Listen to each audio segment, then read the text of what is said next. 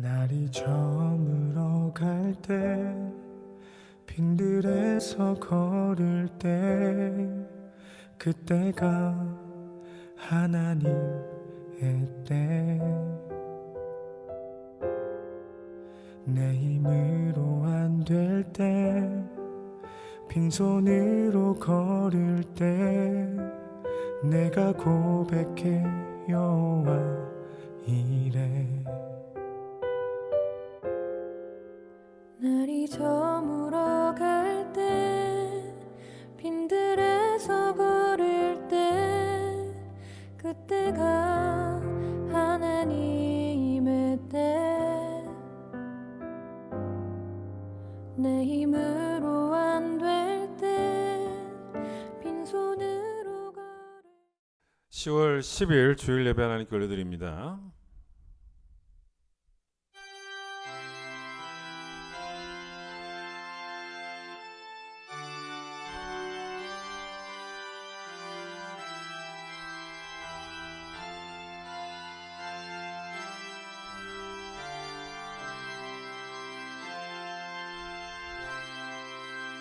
온 땅이여 여호와께 즐거운 찬송을 부를지어다. 기쁨으로 여호와를 섬기며 노래하면서 그의 앞에 나아갈지어다. 감사함으로 그의 문에 들어가며 찬송함으로 그의 궁정에 들어가서 그에게 감사하며 그의 이름을 송축할지어다. 아멘.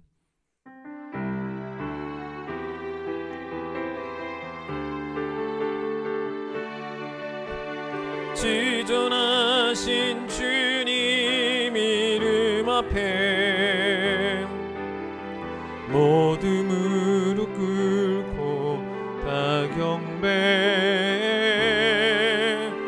거룩하신 주님 보좌 앞에 엎드려 절하세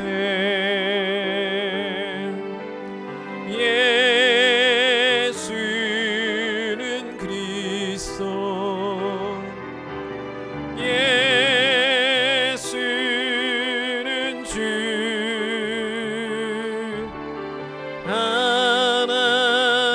하나님의 영으로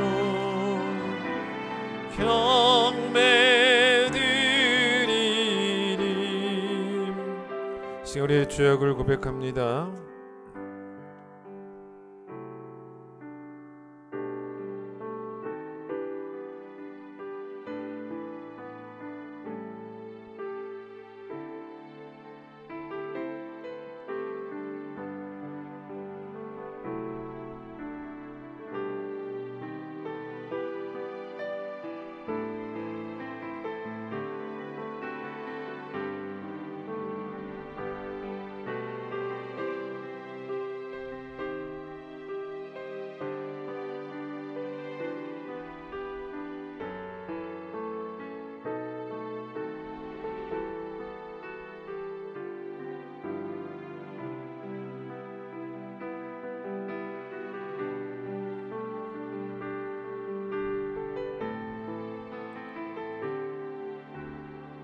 여호와는 긍휼이 많으시고 은혜로우시며 노하기를 더디하시고 인자하심이 풍부하시도다. 우리 죄를 따라 우리를 처벌하지는 아니하시며 우리의 죄악을 따라 우리에게 그대로 갚지는 아니하셨으니 동이 서에서 먼 것 같이 우리의 죄가를 우리에게서 멀리 옮기셨느니라. 아멘. 신앙 고백합니다. 나는 전능하신 아버지 하나님 천지의 창조주를 믿습니다. 나는 그의 유일하신 아들 우리 주 예수 그리스도를 믿습니다. 그는 성령으로 잉태되어 동정녀 마리아에게서 나시고 본디오 빌라도에게 고난을 받아 십자가에 못 박혀 죽으시고 장사된 지 사흘 만에 죽은 자 가운데서 다시 살아나셨으며 하늘에 오르시어 전능하신 아버지 하나님 우편에 앉아 계시다가 거기로부터 살아있는 자와 죽은 자를 심판하러 오십니다.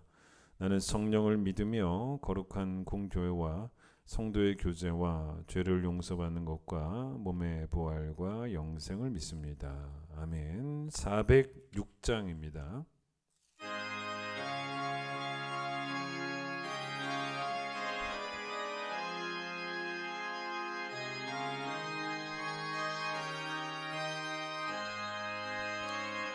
고난 내 영혼 편히 쉴 곳과 풍랑이라도 안전한 폭풍까지도 다스리시는 주의 영원한 바르지에 주의 영원하신 팔 함께 하사 항상 나를 붙드시니 어느 곳에 가든지 요동하지 않음은 주의 팔을 의지함이라.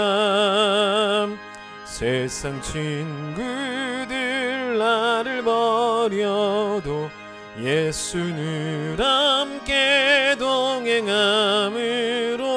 주의 은혜가 충만하리니 주의 영원한 바르지에 주의 영원하신 팔 함께 하사 항상 나를 붙드시니 어느 곳에 가든지 요동하지 않음은 주의 팔을 의지함이라. 나의 믿음이 연약해져도 미리 예비한 힘을 주시며 위태할 때도 안보하시는 주의 영원한 바르지에 주의 영원하신 팔 함께 하사 항상 나를 붙드시니 어느 곳에 가든지 요동하지 않음은 주의 팔을 의지함이라. 능치 못한 것 주께 없으니 나의 일생을 주께 맡기면 나의 모든 짐 대신 지시는 주의 영원한 바르지에 주의 영원하신 팔 함께 하사 항상 나를 붙드시니 어느 곳에 가든지 요동하지 않음은 주의 팔을 의지함이라. 시편 126편을 보겠습니다. 구약 898페이지 시편 126편 1절로 6절을 제가 읽도록 하겠습니다. 여호와께서 시온의 포로를 돌려보내실 때 우리는 꿈꾸는 것 같았도다. 그때 우리 입에는 웃음이 가득하고 우리 혀에는 찬양이 찼었도다. 그때 문나라 가운데에서 말하기를 여호와께서 그들을 위하여 큰 일을 행하셨다 하였도다. 여호와께서 우리를 위하여 큰 일을 행하셨으니 우리는 기쁘도다. 여호와여 우리의 포로를 남방 시내들같이 돌려보내소서. 눈물을 흘리며 씨를 뿌리는 자는 기쁨으로 거두리로다. 울며 씨를 뿌리러 나가는 자는 반드시 기쁨으로 그 곡식단을 가지고 돌아오리로다. 아멘. 오늘은 이강혜 권사님 기도십니다. 우리들의 모든 삶을 주관하시고 인도하시는 신실하신 하나님 아버지의 은혜를 감사드립니다. 지난 한 주간도 주님 은혜 가운데 구원해 주시고 하나님의 말씀을 최고의 지혜로 여기며 살아갈 수 있도록 은혜 주심을 감사드립니다. 하나님 나라와 의의를 위하여 살아가야 했지만 세상 것만 바라보며 살아왔던 저희들의 어리석음을 불쌍히 여겨 주시옵소서. 말씀 앞에서 회개하게 하시고 말씀을 통하여 삶이 변화되게 하시고 말씀을 통하여 참 신앙의 모습으로 살아갈 수 있도록 인도하여 주시옵소서. 하나님께서 주시는 은혜 아니면 아무것도 할 수 없는 연약한 존재이기에 다시 한번 무릎 꿇게 하시니 감사합니다. 최고의 하나님께 최선의 방법으로 섬길 수 있도록 은혜 내려 주시옵소서. 전국적으로 코로나 확산세가 줄어들지 않는 상황입니다. 코로나19의 힘든 상황 속에서도 우리들의 안전을 지켜주시고 주일 예배에 대한 사모함이 식어지지 않도록 은혜 주심도 감사드립니다. 말씀을 통하여 말씀하시는 주님의 음성을 듣게 하시고 구원받은 자로서 복음에 합당한 생활을 할 수 있도록 힘주시옵소서.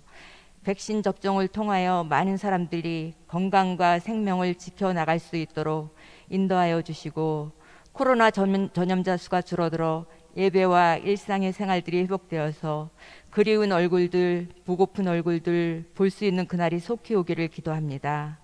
사랑의 주님, 어느덧 결실의 계절인 가을이 성큼 다가왔습니다. 많은 어려움 속에서도 파란 하늘을 보게 하시고 맑은 공기 마시게 하시니 감사합니다. 다음 세대에 물려줄 아름다운 지구촌을 훼손시키지 않게 하시고 세계인이 힘을 합하여 공해 없는 아름다운 지구 환경을 만들어 나갈 수 있도록 인도하여 주시옵소서. 우리 큰 기쁨 교회를 축복하여 주시옵소서. 교회 학교부터 작년부에 이르기까지 부서마다 부흥되게 하시고 초대교회처럼 성령 충만하여 나누며 전도하는 삶을 살게 하여 주시옵소서. 이 시간 말씀을 듣습니다. 우리 목사님 영육간의 강건함으로 귀한 양떼들을 이끌어가는 선한 목자 되기를 기도합니다. 말씀을 통하여 우리의 영이 소생되는 귀한 시간 되게 하여 주시옵소서. 예배를 위하여 수고하시는 모든 손길들을 축복하여 주시를 원하며 이 모든 말씀 귀하신 예수님의 이름으로 기도하옵나이다. 아멘.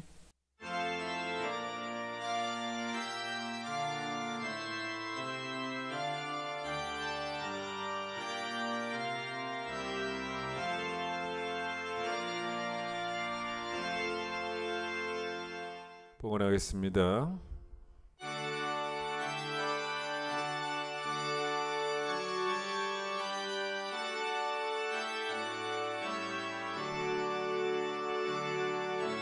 내게 있는 모든 것을 아낌없이 드리네.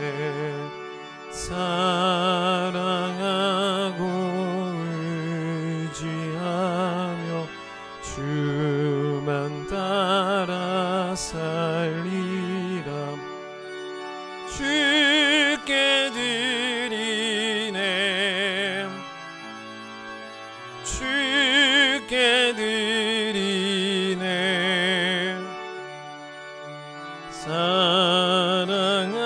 사랑하는 그 주 앞에 모두 드리네. 아멘.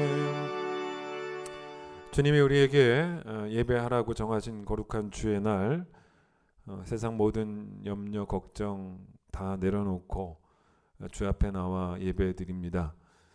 우리의 마음이 하나님의 은혜에 집중하는 시간 되게 하여 주시고 우리에게 오늘도 나리선 검과 같은 운동력 있는 말씀으로 찾아오셔서 우리를 고치시고 치유하시고 회복하시는 말씀하시는 하나님 만나는 시간 될 수 있도록 주님 도와주시고 우리가 받은 은혜 감사함으로 하나님께 제사드려 하나님을 영화롭게 하는 예배가 되어질 수 있도록 축복해 주시기를 간절히 소망합니다. 오늘 온라인으로 귀한 예물 드립니다.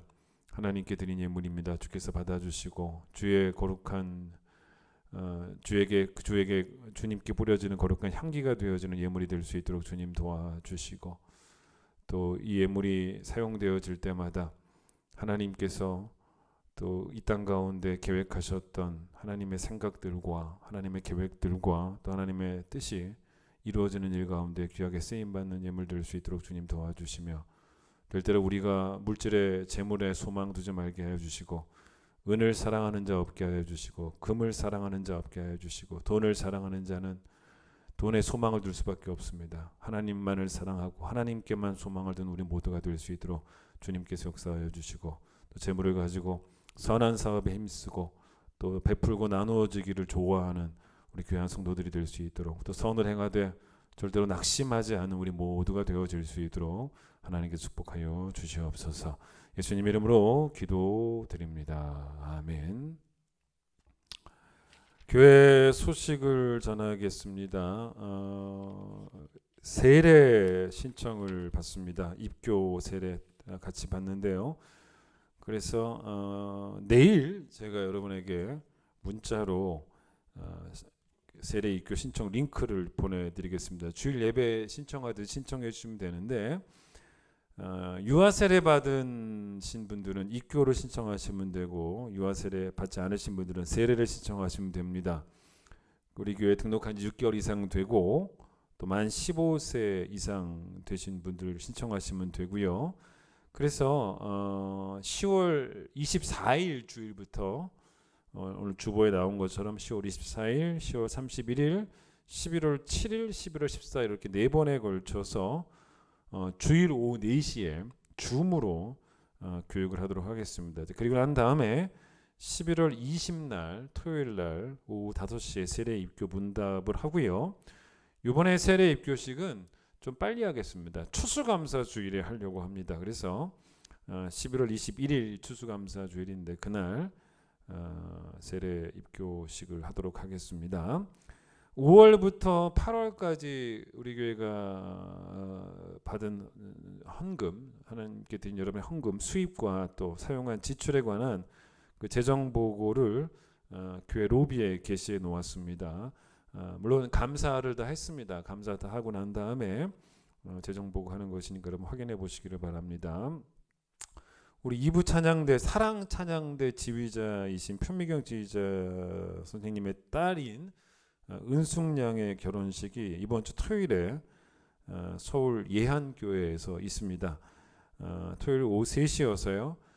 교회에서 1시에 출발하도록 하겠습니다. 참여하실 분들은 교회로 나와 주시면 되겠습니다. 특선이 있습니다.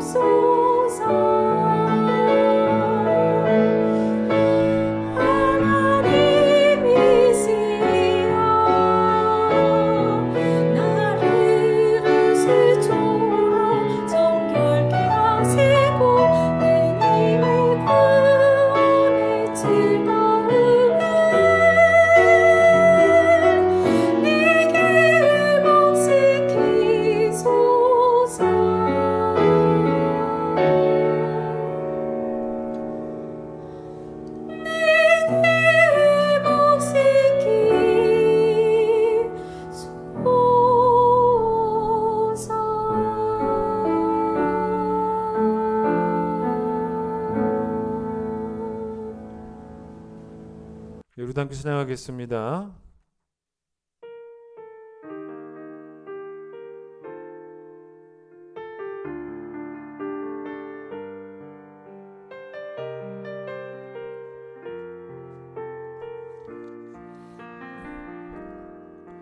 날이 저물어 갈 때 빈들에서 걸을 때 그때가 하나님의 때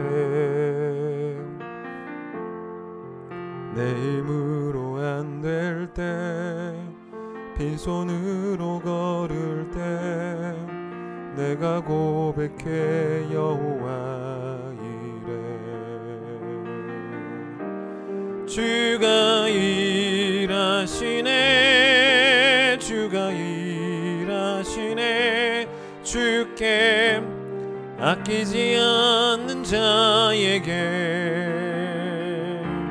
주가 일하시네 주가 일하시네 신뢰하며 걷는 자에게 우리 모인 이곳에 주님 함께 계시네 우리 모인 이곳에 주님 함께 계시네 누리네 아버지 은혜 적은 떡과 물고기 내 모든 걸 드릴 때 모두 고백해 여호와 주가 일하시네 주가 일하시네 주가 일하시네 주께 아끼지 않는 자에게 주가 일하시네 주가 일하시네 신뢰하며 걷는 자에게 신앙은 기다림입니다. 기독교의 절기 가운데 그 대림절이라는 게 있죠. 그러니까 성탄절 전 4주 동안 그 기간을 대림절이라고 합니다. 한자로 보면은 이 대림절이 뭐냐면 대자가 기다릴 대자고요. 임이 임할 임입니다. 그러니까 우리가 임할 임, 이 임자 이 한자를 기독교에서 이제 두 가지로 사용하거든요. 첫 번째가 뭐냐면 예수님의 초림이죠. 초림. 성육신 하신 초림이고 두 번째가 예수님의 재림입니다. 부활하신 예수님 다시 이 땅에 오시는 거죠. 자, 구약은 예수님의 초림을 기다리는 시간이었습니다. 근데 그 긴 기다림 끝에 예수님의 초림을 만났죠. 그럼 신약은 어떤 이야기입니까? 예수님의 재림을 기다리는 사람들의 이야기가 신약의 이야기였고 또 오늘을 살아가는 우리도 초림이 아닌 재림을 기다리고 있지 않습니까?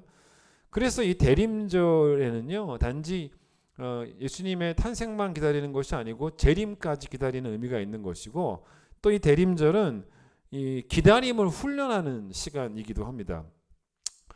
여러분 구약의 사람들이 메시아를 기다릴 때 어떤 마음이었겠어요? 가능하면 빨리 메시아가 오기를. 그러나 가능하면 빨리라는 것은 그들의 바람일 뿐이었고 하나님의 때를 기다리는 것이 정답이죠.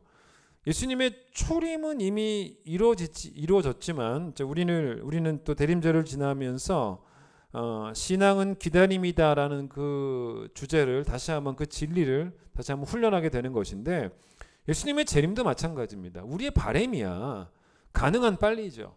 고난만은 이 세상보다 저 천국이 얼마나 좋습니까? 그러나 가능한 빨리라는 우리의 바람이 하나님의 때를 바꾸는 능력, 하나님의 때를 앞당기는 능력은 전혀 없다라는 걸 아셔야 돼요.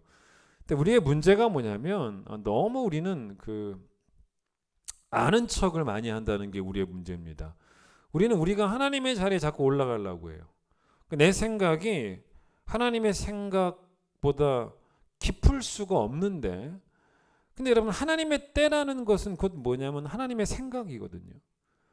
우리 생각이 너무 늦다라고 생각해도 또 우리 생각이 너무 빠르다라고 생각을 해도 그건 우리 생각일 뿐이고 하나님의 때는 시기적절하고 또 하나님의 생각이 늘 옳음을 선포하고 있다는 것을 아셔야 돼요. 그게 하나님의 바로 때입니다. 우리가 잘 아는 말씀 이사야 55장 8절 9절 어떤 말씀이 있습니까? 여러분 잘 아시죠? 이는 내 생각이 너희의 생각과 다르고 내 길은 너희의 길과 다름이니라. 여호와의 말씀이니라. 이는 하늘이 땅에서 높음같이 내 길은 너희의 길보다 높으며 내 생각은 너희의 생각보다 높음이니라. 사실 이 말씀이 어떤 말씀인 줄 아세요? 이 말씀은 사실 기다림에 관한 말씀입니다. 이 말씀 나오고 나서 뒤에 12절에 이런 말씀이 나오거든요. 어떤 말씀이 나오냐면 너희는 기쁨으로 나아가며 평안히 인도함을 받을 것이요 라는 말씀이 나오는데 이게 뭘 의미하냐면 바벨론 포로 생활을 끝마치고 기쁨으로 바벨론을 나가게 된다는, 바벨론을 떠나게 될 것이라는, 고향으로 돌아가게 될 것이라는, 평안히 인도함 받을 것이라는. 그러니까 바벨론 포로 생활을 하는 입장에서는 어떻습니까? 고향으로 돌아갈 것을 기다리잖아요. 그런데 그게 한 해, 뭐 두 해 정도는 뭐 소망을 가지고 기다릴 수 있을지 모르겠지만 점점 그 시간이 길어지면 기다릴수록 어떤 생각이 드냐면 기다려봤자 아무런 소용이 없다라는 생각이 자꾸 싹 들 수밖에 없죠. 이게 바로 뭐냐면 우리가 너무 아는 척을 많이 하는 거예요. 그래서 하나님이 뭐라고 말씀하시냐면 아는 척하지 말라고. 너희 생각과 내 생각은 하늘과 땅의 차이만큼 차이가 나는 생각이다라고 말씀하시면서 하나님의 때를 기다리라는 말씀이 바로 그 말씀이에요. 사실은 그 아브라함이 그 이삭을 기다렸을 때, 자녀를 기다릴 때, 지난주일 설교 생각해 보세요. 우리가 보통 어떤 생각을 합니까? 기다리는 것도 기다릴 만해야 기다리잖아요. 어떤 합리적인 이유가 있어야 돼요. 남자 나이 100세에 여자 나이 90세에 자녀를 기다린다는 건 누가 봐도 합리적이지 않습니다. 근데 그게 곧 뭐냐면 우리 생각이에요. 그러니까 우리가 너무 아는 척을 많이 하고 있다는 거죠. 그런데 아브라함은 기다리죠. 그거를 성경이 뭐라 그러냐면 바랄 수 없는 중에 바랬다. 그게 곧 기다렸다는 것입니다. 자, 아브라함이 이삭을 하나님께 바쳤던 사건을 기억해 보세요. 이삭을 막 바치려고 할 때 하나님께서 그걸 막으시잖아요. 그리고 어떤 메시지를 주셨냐면 너가 독자까지 아끼지 않는 걸 보니까 나를 경외하는 줄을 알겠다. 경외라는 말씀을 하셨지만 이걸 표현을 좀 달리 해보면 너가 나를 사랑하는 줄 알겠다라는 말씀이죠. 독자보다 하나님을 더 사랑했기 때문에 독자를 드릴 수 있었던.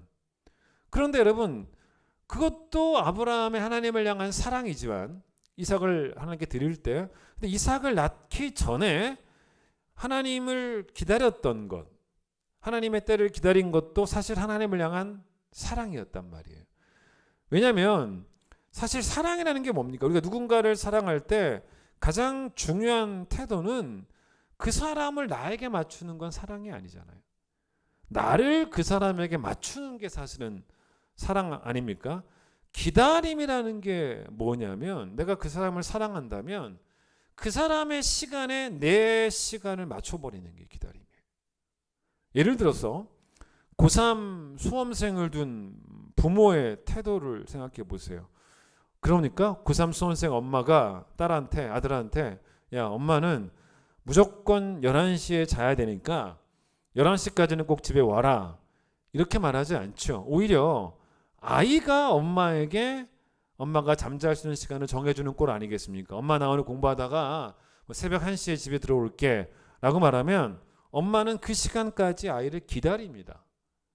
그러니까 엄마의 시간이라는 게 없어요. 아이의 시간이 곧 엄마의 시간이 됩니다. 그게 사랑이잖아요. 그게 사랑입니다.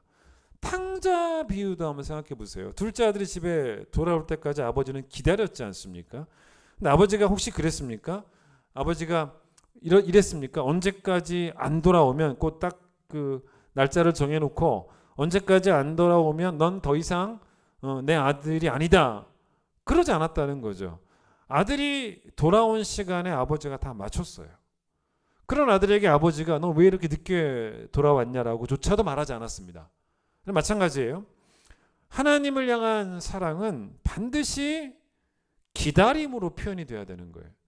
그러니까 우리가 어쩌면 이제 그동안 너무 잘못 배운 것 중에 하나가 이제 뭐였냐면 하나님 앞에서 떼쓰고 하나님 앞에서 고집 피우는 걸 믿음이라고 배웠다는 겁니다. 사실은 그 잘못 배운 거예요. 왜냐?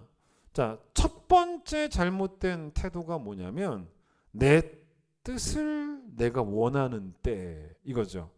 그러니까 이런 태도가 우리에게 가장 많이 발견되는 태도입니다. 그래서 우리가 내 뜻을 내가 원하는 때에 이루기 위해서 하나님 앞에서 떼쓰며 고집을 부리는 거예요. 그게 믿음이라고 생각합니다. 아니에요. 그게 왜 믿음입니까? 여러분, 두 번째 잘못된 태도는 뭐겠습니까? 내 뜻을 하나님의 때에. 이것도 여러분 똑같이 잘못된 거예요. 그것도 첫 번째 못지않게 잘못된 태도죠. 그럼 여러분 무엇이 옳은 태도냐면, 옳은 믿음이냐면 하나님의 뜻을 하나님의 때에 이거죠. 그걸 기다리는 거죠. 그래서 내 뜻이 하나님의 뜻이 되기를 바라는 게 아니고 하나님의 뜻이 내 뜻이 되는 생각의 거듭남을 경험하고 그게 필요하고, 두 번째는 내 시간이 하나님의 시간이 되기를 원하는 게 아니고 하나님의 시간이 나의 시간이 되는 기다림의 영성도 우리에게 필요한 거란 말이에요. 자, 이스라엘 백성이 가나안에 들어가기 전에 40년을 기다렸습니다. 몇 달이면 들어갈 코스를 40년을 기다려서 도착을 한 겁니다. 그래서 이제 가나안에 들어가기 직전에 모세가 신명기에서 이 40년 시간을 뭐라고 말하냐면 이 40년이 참 이 기다림의 시간이 얼마나 헛된 시간이었냐, 얼마나 시간 낭비였냐라고 말하지 않고 신명기 8장 3절에서 이걸 뭐라고 말하냐면 지난 40년 동안 하나님이 우리를 낮추셨다라고 표현합니다. 그러니까 뭐가 낮추는 겁니까? 내 뜻을 내려놓는 게 나를 낮추는 거예요. 내 시간을 내려놓는 게 나를 낮추는 거죠. 기다리는 동안 막 성격이 막 까칠해지는 게 아니고 우리는 오히려 기다리는 동안 겸손해지는 거죠. 낮추는 거죠. 서해에서 한번 바닷물을 떠와 보세요. 동해 바닷물과 달리 서해에 있는 물들은 뻘이 있어가지고요, 엄청 물이 탁합니다. 그런데 그 바닷물에게 한번 시간을 줘보세요. 집에 떠가지고 와가지고 그냥 그 혼탁한 물을 바라보면서 물 더럽다라고 말하지 말고 바닷물한테 한번 시간을 줘보시고 좀 바닷물을 기다려보세요.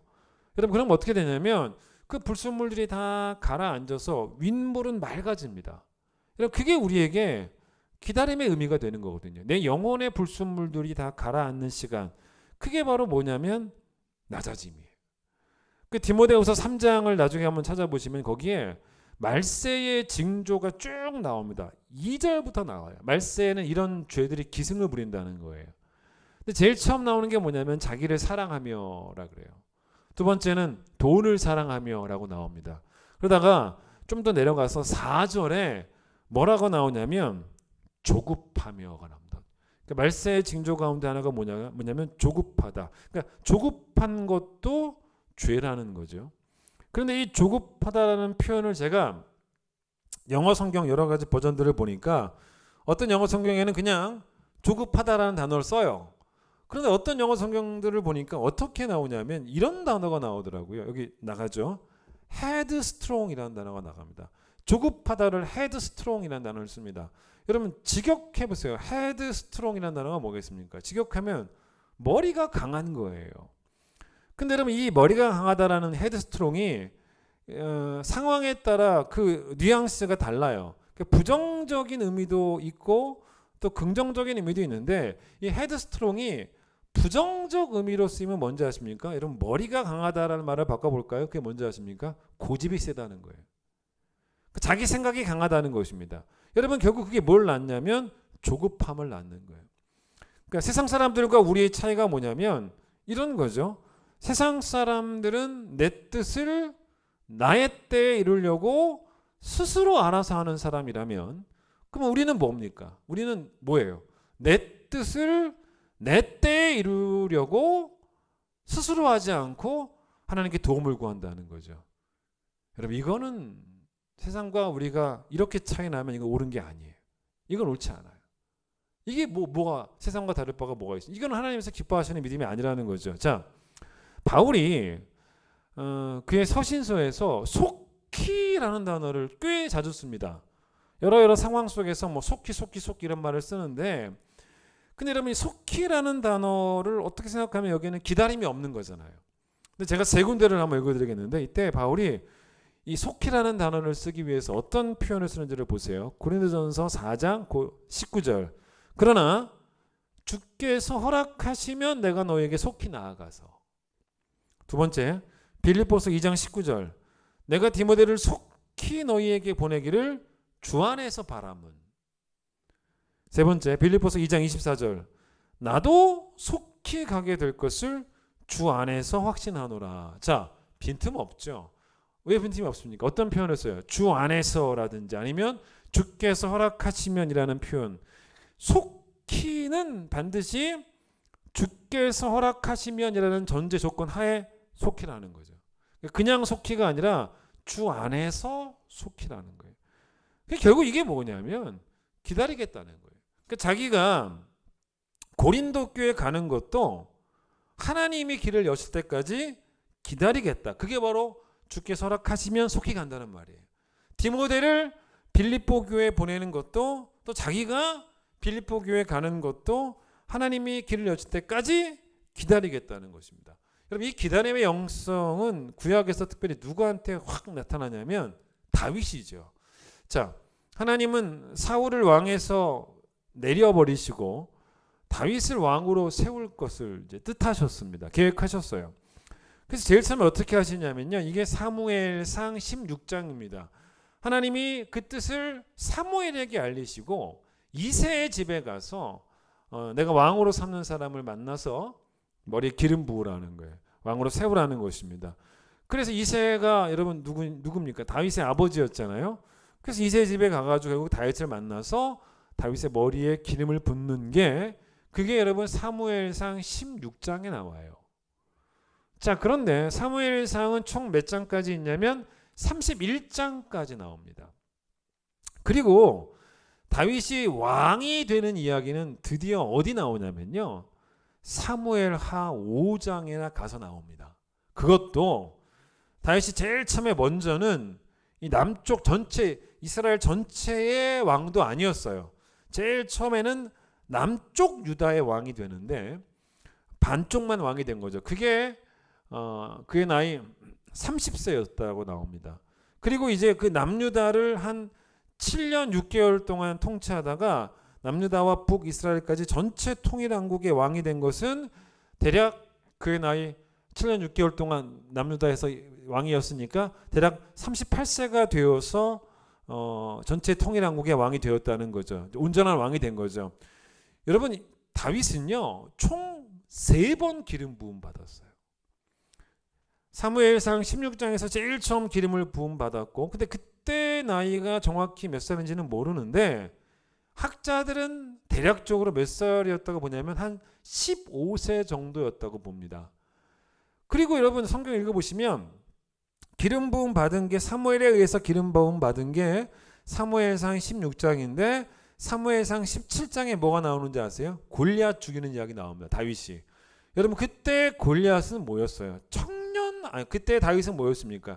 청년 다윗이 아니고 소년 다윗이었잖아요. 그렇게 따지면 여러분 한 15세 정도가 맞는 것 같아요. 그리고 난 다음에 다윗이 왕이 되기까지 남쪽 유다의 왕이 된 걸 기준으로 삼아도 15년이고 전체 왕이 된 것까지 따지고 보면 23년 되는 거예요. 그러니까 왜 3번이냐면 제일 처음 사무엘한테 기름 부음 받았을 때, 그 다음에 30살에 남쪽 유다의 왕으로 기름 부음 받았을 때, 그 다음에 마지막으로 전체 나라의 왕으로서 기름 부음 받았을 때, 3번 기름 부음을 받게 되어집니다. 여러분 먼저 생각해 보세요. 다윗이 이스라엘의 왕이 되고 싶었습니까? 하나님 앞에서 왕이 되게 해달라고 떼쓰고 고집 부리면서 그렇게 하나님께 나아갔냐는 거예요. 그게 아니었죠. 다윗이 집에 있을 때, 사무엘이 다윗의 집에 찾아왔을 때 그때 다윗은 집에도 없었어요. 양을 지키고 있었단 말입니다. 저 혼자 우스운 상상을 했는데 시편 23편 여호와는 나의 목자시니 얼마나 멋진 시입니까? 언제 썼는지는 몰라요. 근데 만약에 이 시를 혹시라도 다윗이 소년 시절에 양을 치면서 막 이런 영감이 떠올라서 이런 시를 썼다면 다윗의 장래 꿈이 뭐였을까요? 뭐가 되고 싶었겠습니까? 야, 이거 시 괜찮은데? 시인이나 한번 돼볼까? 이럴 수도 있었다는 말입니다. 그러니 일단 다윗은 왕이 되고 싶은 마음이 있었던 것도 아니었고, 그런데 다윗이 사무엘이 와서 기름 부을 때 이제 하나님의 그 비전과 꿈을 자기의 꿈으로 삼죠. 근데 그 다음 한 게 뭐냐면, 그게 이제 대략 한 15세였다가 보는 거예요. 근데 그 다음 한 것이 뭐냐면 다윗이 계속 기다립니다. 엄청 오래 기다려요. 근데 특히 그 기간 동안 사울이 얼마나 괴롭혀요. 사울이 다윗을 죽이려 하고, 또 그런 사울을 다윗이 죽일 수 있는 기회가 몇 번이나 있었지만 근데 사울에게 손을 대지 않습니다. 사울을 죽여서 빨리 왕이 되면 더 이상 사울에게 쫓기는 인생도 살지 않아도 되는 것인데, 그러나 다윗은 그렇게 하고 싶지 않았던 것이, 그건 옳지 않으니까 하나님의 뜻을 하나님의 때에 하나님이 이루실 것을 믿는데 굳이 자기 손으로 사울을 죽여서 죄를 지을 이유는 없다는 거죠. 이게 바로 뭡니까? 다윗은 계속 기다리면서 스스로를 낮추는 훈련을 한 거죠. 그러니까 자기 자신을 하나님께 맞추는 훈련을 한 겁니다. 내 중심에서 하나님 중심으로 중심축을 옮겨버리는. 저는 특히 이제 주목해보고 싶은 곳이 한 군데 또 있다면 그게 어디냐면 사무엘상 22장이에요. 거기 보시면 다윗이 사울을 피해가지고 아둘람이라는 지역에 가서 굴에 숨습니다. 근데 거기에 누가 오는지를 들어보세요. 사무엘상 22장 2절이에요. 환난당한 모든 자와 빚진 모든 자와 마음이 원통한 자가 다 그에게로 모였고 그는 그들의 우두머리가 되었는데 그와 함께한 자가 400명 가량이었더라. 자, 우두머리라는 말이 뭡니까? 사실 왕이 된다는 건 우두머리입니다. 왕은 전 국민의 우두머리예요. 그런데 지금 다윗은 화려한 왕궁에 있는 것도 아니고 초라한 굴에 있었단 말이에요. 근데 초라한 굴에서 우두머리가 됐습니다. 누구의 우두머리였냐는 거예요. 사회적 약자의 우두머리였습니다. 자기가 지금 형편이 좋은 상황이 아니에요. 자기도 지금 좁은 굴에 삽니다. 그런데 그에게로 찾아온 사람들이 환난당한 자, 빚진 자, 마음이 원통한 자 수백 명이에요. 근데 그런 사람들을 다윗이 밀어내지 않고 다 품고 가요. 그들을 위한 우두머리가 되기를 결단을 하죠. 지금 쫓기는 상황인데 이렇게 남을 돌볼 여유가 어디 있겠냐는 거죠. 그러나 다 품습니다. 다윗은 모든 국민의 우두머리가 되기 전에 먼저 약자의 우두머리가 되는 것도 하나님의 뜻인 줄 알았어요. 그 훈련을 받은 거예요. 여러분, 그렇게 다윗에게 기다림의 시간은 절대로 무의미한 시간이 아니었고 훈련의 시간이었고 자기를 낮추는 시간이었습니다. 낮추는 훈련의 시간이었다는 거죠. 자, 우리가 성경에 에녹이 나오는데 에녹의 믿음이 뭡니까? 정보가 별로 없죠. 딱 하나 나옵니다. 하나님과 동행했다는 것입니다. 성경에 하나님과 동행했다라고 하는 정보 외에는 없는데 사실은 이 하나님과 동행했다라는 것밖에 안 나오니까 많은 의미를 우리가 생각해 볼 수 있는 거예요, 사실은. 근데 그중 저는 하나님과 동행했다는 의미를 뭐라고 보냐면 하나님의 뜻에 맞추는 것이고 하나님의 시간을 따라갔다는 거죠. 그게 하나님과 동행입니다. 하나님보다 앞서가는 뜻도 있을 수 없고 하나님보다 앞서가는 또 조바심도 있을 수 없다는 거죠. 그게 바로 하나님과의 동행이었던, 바로 하나님의 시간과 함께 걸어갔던 그런 에녹의 믿음이었다는 거죠. 오늘 본문을 보세요. 시편 126편을 보시면, 자, 이 시편이 정확히 언제 쓰였는지를 읽어보면 압니다. 근데 학자들은 이 시편을 이제 언제 쓰였다고 보냐면 이스라엘 백성이 바벨론 포로 생활 끝마치고 돌아올 때 쓰여졌던 시라고 봅니다. 근데 그게 맞는 것 같아요. 왜냐하면 이번 우리 특세 때 배웠죠. 이스라엘 백성이 남유다죠. 바벨론 포로 생활을 쭉 하고 있다가 누가 바벨론을 정복했냐면 바사, 그죠? 페르시아가 정복했다고 했죠. 그래서 페르시아가 바벨론을 정복하고 난 다음에 페르시아의 왕이었던 고레스가 포로 생활을 하고 있던 이스라엘 백성들을 고향에 돌려보냈다. 근데 겉보기에는 고레스가 한 것 같지만 이것도 다 하나님이 고레스를 통해 일하신 것이었다라는 말씀을 드렸습니다. 그러니까 고레스 배후에 하나님의 손이 있었다는 거죠. 자, 그렇게 해서 총 몇 번 귀환한다 그랬습니까? 3번에 걸쳐서 1차, 2차, 3차. 1차가 제일 많았고 그 다음 2차, 그 다음 3차라 그랬어요. 그런데 여러분 이 시는 언제 쓰여졌다라고 보냐면 1차 귀환 때 쓰여진 시가 아닐까라고 보고 있습니다. 포로 생활에서 돌아오기까지 시간이 몇 년 걸렸냐면 70년 걸렸어요. 70년을 기다립니다. 이 시대 여러분 사람의 수명으로 생각한다면요. 70년은 한 사람의 평생의 삶일 수도 있어요. 그러니까 어떤 사람은 진짜 평생을 기다려서 하나님의 때를 만난 것이고 또 뭐 일찍 잡혀간 사람은 중간에 잡혀간 나이가 30대 40대 그렇게 잡혀간 사람들은 이 때를 또 보지도 못했겠죠. 더 빨리 죽었겠죠. 어쨌든 간에 70년을 기다리면서 하나님 때를 만난 거죠. 근데 고향으로 돌아오는 게 하나님의 뜻이었고 하나님의 계획이었지 않습니까? 그것도 그냥 가는 게 아니고 하나님의 때와 맞물려 가고 있었다는 거죠. 그래서 1절 보세요. 포로 생활을 마치고 돌아오는 그 감격이 너무 좋아서 꿈꾸는 것 같았다. 이 꿈이냐 생시냐 할 정도로 좋았다는 것입니다. 2절 보세요. 입에 웃음이 가득하고 혀에는 찬양이 가득할 수밖에 없었던. 왜? 하나님의 때에 하나님의 일을 이루신 하나님께 영광을 돌렸다는 거죠. 그런데 일단 이것을 3절 보세요. 이스라엘 백성도 인정을 해요. 뭐라고? 여호와께서 우리 위해서 이런 큰 일을 행하셨다. 그래서 우리는 기쁘다라고 인정을 합니다. 그 다음에 2절 보세요. 그러나 우리를 위해서라고 말한 것도 있지만 2절 보면 거기 뭐라고 나오냐면 주변 나라도 이걸 인정해요. 다른 나라들도 인정을 합니다. 그래서 뭐라 그래요? 그때 문나라 가운데서 말하기 여호와께서 그들을 위해서 큰 일을 행하셨구나. 이렇게 말할 정도로 하나님이 아주 놀라운 일을 이루셨다는 것입니다. 자, 그게 3절까지예요. 그런데 4절 보세요. 여호와여 우리의 포로를 남방 시내들 같이 돌려보내소서라고 말합니다. 그럼 이게 뭐냐는 거죠? 이걸 보면 이제 아는 거예요. 그렇기 때문에 이 시가 총 3번에 걸쳐서 포로 생활에서 포로 귀환하는데 처음 1차로 돌아왔을 때 쓰여졌던 시라고 보는 거예요.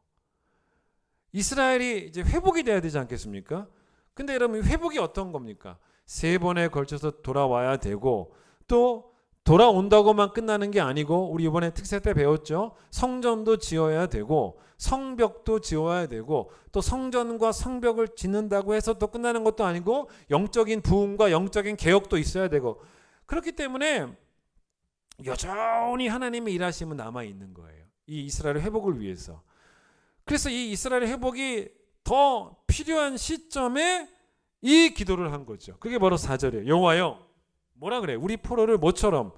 남방 시내들처럼이라는 표현도 의미가 있습니다. 왜냐하면 이 남부 지역에 있던 시내를 말하죠. 말 그대로 남부 지역에 이스라엘 남부 지역에 있는 시내를 가리키는데 여기 시내들은 건기에는요 다 말랐어요. 그러다가 이제 겨울이 우기예요. 그럼 겨울이 딱 되면 다시 물로 가득 채워집니다. 자, 시내가 말랐는데 우리가 아무리 그 시내에 물을 채우고 싶어도 우리는 채울 수가 없어요. 우리는 앞당길 수가 없습니다. 뭘 해야 돼요? 기다려야 돼요. 겨울까지 기다려야 되는 거예요. 즉 겨울에 하나님이 비를 내리셔서 채워주실 때까지 기다려야 되는 겁니다. 여러분 그런 의미로서 4절은 돌려보내달라고 기도하고 있지만 이게 뭡니까? 기다리겠다는 말이에요. 기다리겠다는 말입니다. 지금까지 기다렸으니까 또 기다리겠다는 것입니다. 그래서 4절이 나온 거예요. 자, 그런데 그렇게 이해를 한다면 이제 5절과 6절을 보시면 이제 조금 더 이해가 되실 거예요. 여러분 이 전체적으로 시를 봤을 때 처음 딱 읽으면 잘 이해가 안 될 수가 있어요. 오늘 설교를 들으면 좀 이해가 되실 것입니다. 그래서 이제 5절, 6절에 5절과 6절은 내용이 거의 똑같지 않습니까? 그러니까 무슨 말이냐? 그러면 결국 어떻게 하겠느냐? 어떻게 하겠다는 것입니까? 기쁨으로 거둘 때까지 뭘 하겠다는 거예요? 씨를 뿌리겠다는 거예요. 그것도 그냥 뿌리는 게 아니라 눈물을 흘리며 씨를 뿌리겠다는 거예요. 여러분 이게 과연 뭐겠냐는 거예요. 이것도 해석이 다양하겠죠. 근데 저는 이걸 오늘 꼭 이렇게 해석하고 싶어요. 여기서 눈물을 흘리며 씨를 뿌리는 걸 저는 뭐라고 말하고 싶으냐면 기도라고 보고 싶습니다. 기도하겠다. 저는 기도라고 보고 싶어요. 왜 그럴까? 여러분 이런 예를 한번 들어보겠습니다. 요즘 코로나여가지고 이 배달 음식들이 정말 잘 되죠. 집에서 여러분 시켜 먹지 않습니까? 시켜 드시지 않습니까?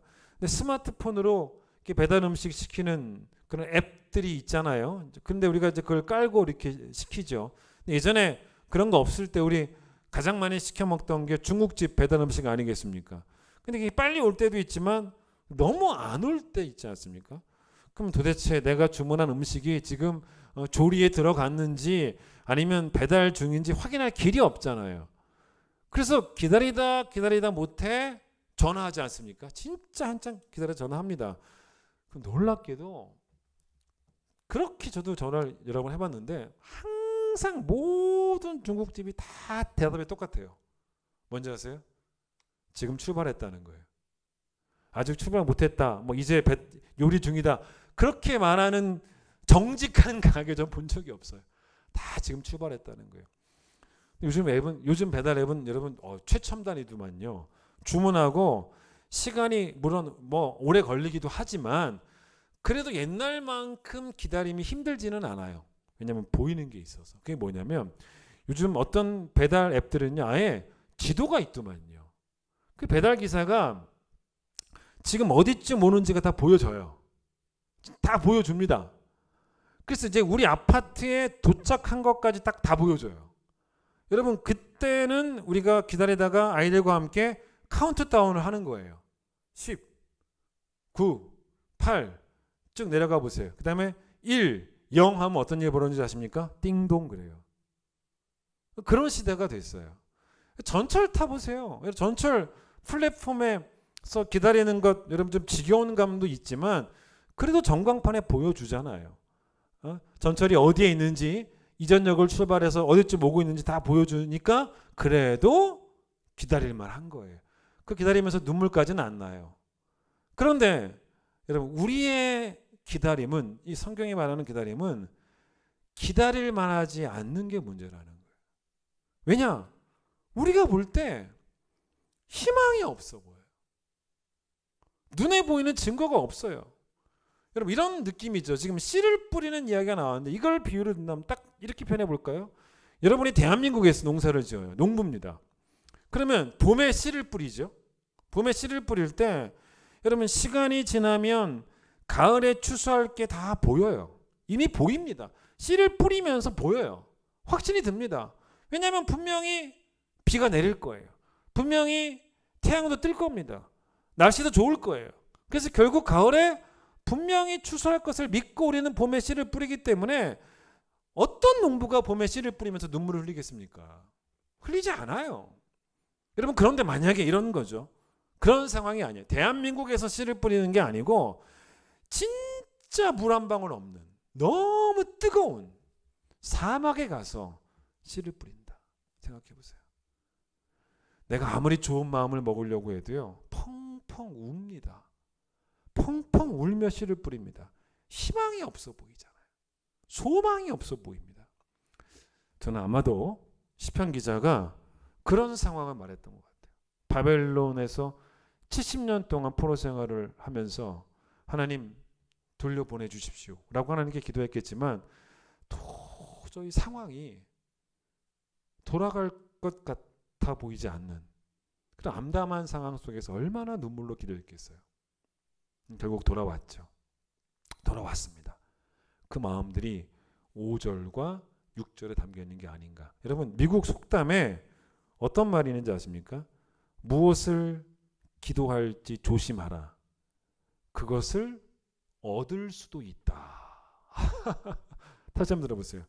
무엇을 기도할지 조심하라. 그것을 얻을 수도 있다라는 말이 있습니다. 무슨 말이냐면 이 말은 만약 하나님이 내가 원하는 것, 또 내가 원하는 때 다 주시는 분이라면 이럴 수도 있다는 거예요. 그때 하나님이 그런 분이라면 내 뜻대로 내가 원하는 때 다 되는 게 절대로 잘 되는 게 아니라는 거예요. 하나님 그런 하나님 물론 아니시지만, 여러분 기도는요 우리의 뜻을 하나님께 알리는 도구도 아니고 우리의 때를 성취하는 도구도 아닙니다. 기도는 하나님의 뜻을 깨닫게 되는 통로고, 또한 기도는 하나님의 때를 앞당기는 능력이 있는 것도 아니고, 기도는 아무것도 보이지 않지만, 정말로 이 눈에 아무런 증거가 보이지 않지만 하나님의 때에 하나님의 일을 이루실 것을 믿는다는 그 내 신앙을 마음껏 고백하는 통로가 바로 기도예요. 그렇기 때문에 여기서 말하는 이 눈물은 꼭 여러분 슬픔의 눈물만을 의미하지는 않을 거예요. 하나님을 신뢰하는 자가 흘리는 눈물일 수도 있다는 거죠. 중요한 것은 이 5절과 6절의 의미는 뭐냐면 기쁨으로 단을 거둘 때까지 기도한다는 것이지 기쁨으로 단을 거두기 위해서 기도한다는 게 아니에요. 기쁨으로 단을 거둘 때까지 기도해야 된다는 것이 바로 5절과 6절의 의미라고 보시면 됩니다. 우리가 하는 기도와 예수님이 우리에게 가르쳐 주신 기도를 한번 비교를 해 보시라는 거예요. 이 얼마나 그 기도의 결이 다른지를 한번 우리가 확인해 볼 수 있습니다. 주기도문을 한번 생각을 해 보세요. 하늘에 계신 우리 아버지여, 아버지의 이름이 이 땅 가운데 거룩히 여김을 받기를 원하고, 아버지의 나라가 임하고 아버지의 뜻이 하늘에서 이룬 것 같이 땅에서도 이루어지기를 원합니다. 여러분 이 기도가 주님이 우리에게 가르쳐 주신 기도입니다. 이렇게 기도하라는 거예요. 저는 이제 주기도문을 기도할 때 어떤 기도도 또 간혹 이제 제가 보태서 하게 되냐면, 하나님 이 기도가 제 기도가 되게 해주십시오. 내가 정말 이 기도를 제 소원으로 품고 이 기도의 내용이 저의 소원이 되고 저의 바람이 되고, 하나님 제가 이런 거룩한 소원을 품고 기도하게 하여 주소서. 그런 기도를 하게 됩니다. 여러분 하나님의 뜻이 하늘에서 이룬 것 같이 땅에서도 이루어지는 게, 그게 꼭 뭐냐면 이 땅에 하나님 나라가 임하는 거예요. 그게 또 뭡니까? 하나님의 이름만이 이 땅에서 거룩히 여김을 받고 높임 받게 되는 것이죠. 그때가 언제인지 몰라요. 지금 현실을 보면 그때가 안 올 것 같습니다. 메마른 현실처럼 보인단 말이에요. 그렇게 메마른 현실처럼 보이지만 그럼에도 불구하고 하나님이 보기 원하시는 것은 뭐냐면 우리 성도들의 기도하는 믿음이에요. 교회가 기도하는 집이 되는 것. 여러분 하나님의 때는 한 번도 실패한 적이 없습니다. 우리가 기도를 잘못하기 때문에 우리의 기도의 실패는 있어요. 그러나 하나님의 때의 실패는 없습니다. 여러분 오늘도 하나님은 일하고 계시는 중이에요. 오늘도 하나님은 하나님의 일을 하나님의 때에 완성하시려고 일하고 계시는 중입니다. 그런데 잘 생각해 보세요. 하나님의 일이 뭐겠어요? 하나님의 뜻이 뭐겠습니까? 여러분 하나님의 뜻은 결국은 뭔지 아십니까? 우리를 위한 뜻이에요. 택함 받은 주의 백성들을 위한 뜻입니다. 그게 어디 나옵니까? 로마서 8장 28절 하나님을 사랑하는 자 곧 하나님의 뜻대로 부르심 받은 자, 하나님이 택하여 구원한 자, 이런 자들에게는 모든 것이 합력하여 선을 이룬다. 여러분 모든 것이 합력하여라는 말이 뭐냐면 하나님이 지금도 일하고 계시는 중이라는 바로 그런 말입니다. 누구를 위해서? 우리를 위한 선이에요. 여러분 우리가 기다렸던 게 뭐였습니까? 초림을 기다렸죠. 근데 그 초림이 주의 때 이루어졌습니다. 우리가 재림을 기다립니다. 재림은 주님의 때, 하나님의 때 이루어질 것이에요. 여러분 그런데 그 초림이 하나님의 일이죠. 하나님의 일이지만 그 초림은 결국 누구를 위한 일이었습니까? 우리를 위한 일이었지 않습니까? 우리를 위해서 예수님 보내주신 것이고, 재림도 하나님의 일이어서 하나님의 때에 이루어지겠지만 결국 그것도 우리를 위한 일 아니겠습니까? 여러분 이렇게 생각해 보세요. 이 땅에 주의 나라가 이루어져요.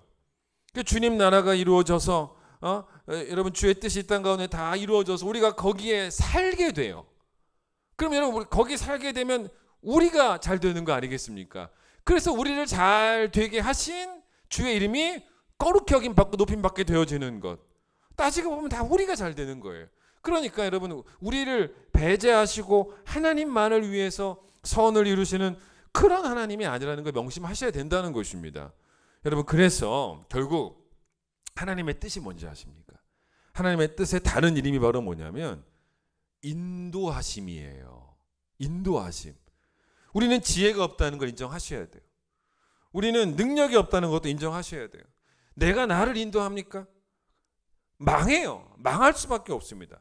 잘못된 길로 가는 거예요. 그러나 하나님의 지혜로 또 하나님의 능력으로 나를 인도하시는 것이 결국 하나님의 일을 하나님의 때에 이루시는 바로 그게 그런 것이라는 거예요. 여러분 따라서 부탁드립니다. 조바심 가지지 마시고 그 조바심 갖는 것도 죄예요. 하나님이 인도하시는 길로 하나님의 시간과 함께 걸어가시는 척박한 현실을 바라보면 눈물이 나지 않습니까? 여러분 눈물이 나도 다시 기도하며 기다리셔야 되는 거예요. 또 하나님의 시간과 함께 걸을 때 하나님이 내 하나님이신 것이 너무나 감사해서 그 하나님을 신뢰하며 걷다 보면 너무 좋아서 눈물이 납니다. 그 눈물이 나도록 기도하는 거예요. 여러분 모두가 눈물이 나도 기도하시고 눈물 나도록 기도하시는 여러분 모두가 되시기를 간절히 축원드리겠습니다. 찬양하시겠습니다.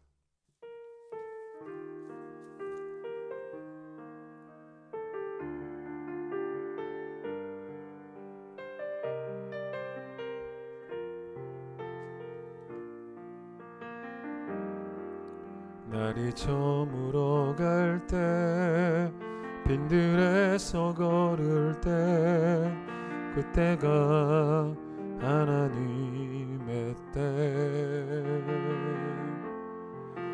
내 힘으로 안 될 때 빈손으로 걸을 때 내가 고백해 여호와 이래 날이 저물어 갈 때 날이 저물어 갈 때 빈들에서 걸을 때 그때가 하나님의 때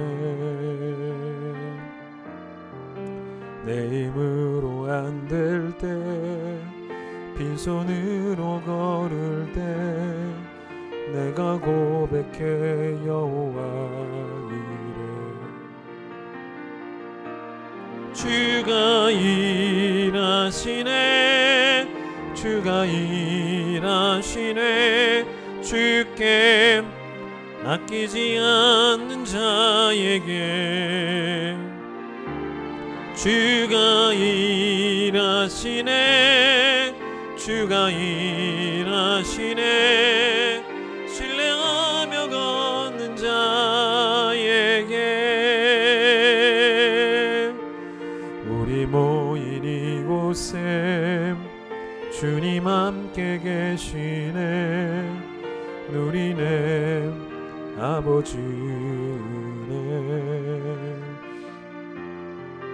적은 떡과 물고기 내 모든 걸 드릴 때 모두 고백해 여호와 이래 주가 일하시네 주가 일하시네 주가 일하시네 주께 아끼지 않는 자에게 주가 일하시네 주가 일하시네 신뢰하며 걷는 자에게 주가 일하시네 주가 일하시네 주가 일하시네 주께 아끼지 않는 자에게